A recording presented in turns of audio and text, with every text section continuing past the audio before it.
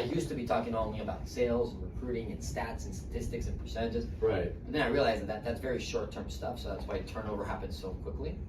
So instead, we sit down with new people and we ask them that what we're looking for. So, hey, listen, this is what we're looking for in somebody that works with us. We look for somebody that we can trust. Trust is a big thing for us because how would you, work with somebody and you have to look behind your back to see what they're saying. Right. And then somebody that's accountable. Okay.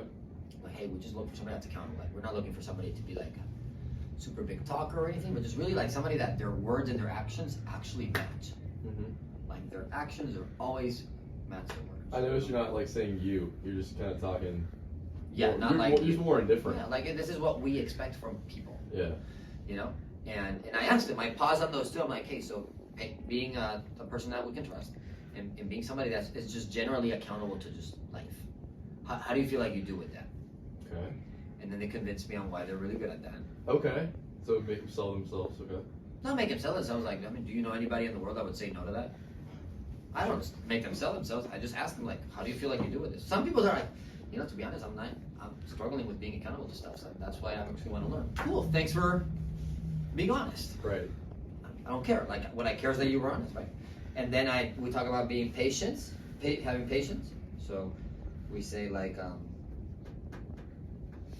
hey, we're looking for somebody that's patient because, like, I mean, have you ever been in an entry-level position and go to management and build a business before? No, right? So what do you think are the chances that you're immediately really good at this? Right. Okay. Probably low. Yeah. So here's the thing. This is a training program. Mistakes are supposed to happen. So we just want somebody that's not going to quit when they don't do well right away. These are almost your expectations. Yeah. In a way. Yeah.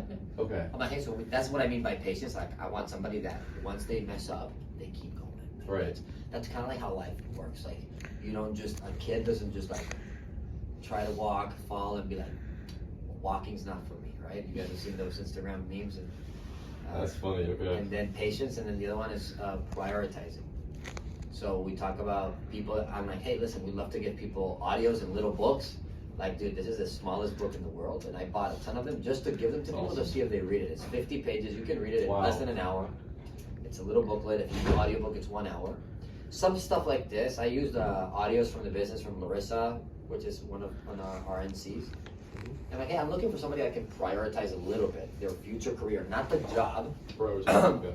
Like, we look for people that actually put number one in the priority list, their career, their future success, versus entertainment or, immediate gratification habits like Netflix and things like that. I'm not saying to like change your life to do this, but all I'm saying what we look for is people that are willing to adjust to maybe, hey, give me 10 minutes back of your music to listen to an audio. Would you be willing to do that? Would you value that?